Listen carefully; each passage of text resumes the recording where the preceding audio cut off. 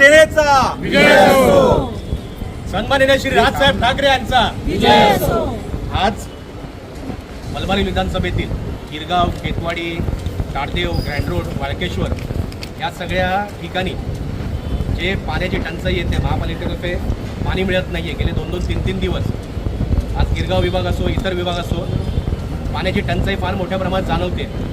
त्या टंचाईवर आज आपण मलबारील महाराष्ट्र नवनिर्माण सेनेतर्फे इथे हंडा मोर्चा काढण्यात आला होता डी विभाग कार्यालयाच्या आवारात. त्याच्यानंतर माननीय सहाय्यक आयुक्त यांची आपल्या शिष्टमंडळाने भेट घेतली.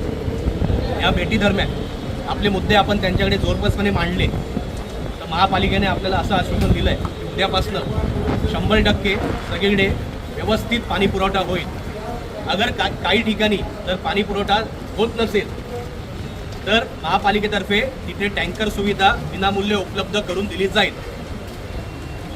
तसेच या व्यतिरिक्त आपण इतरही विषयांची मांडणी त्यांच्याकडे केली. पण आपला मुख्य मुद्दा होता पाणी प्रश्न. या पाणी प्रश्नावर आत्ता तुर्तास तरी महापालिकेने आपल्याला समाधानकारक उत्तर दिली आहेत.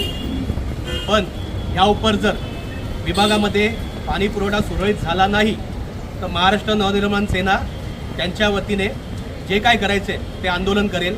तसेच त्याचबरोबर आपण त्यांना अजून एक इशारा दिला, जर उद्यापासनं सगळ्या विभागामध्ये सुरळीत पाणी पुरवठा झाला नाही तर विभागामध्ये एकही टँकर, जे प्रायव्हेट टँकर रस्त्यावर फिरतात, विभागामध्ये एकही टँकर रस्त्यावर फिरवून देणार नाही.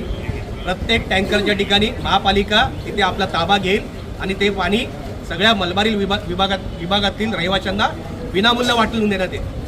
जय हिंद, जय महाराष्ट्र. विजय असो. अरे मिळालंच पाहिजे, मिळालंच पाहिजे. पाणी मिळालंच पाहिजे.